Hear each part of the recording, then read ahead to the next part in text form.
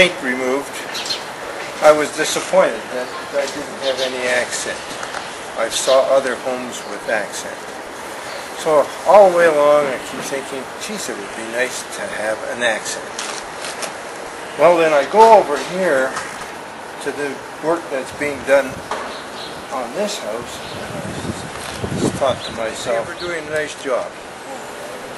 So that's when I contacted Donovan and asked them, could they do something similar here? And that's the reason why I wanted to get the accent, and it's going to look great. So far, how do you like it? Very good, very good, very good. I am presuming that there is a cleaning of the brick that will take place, but so far it's nice, and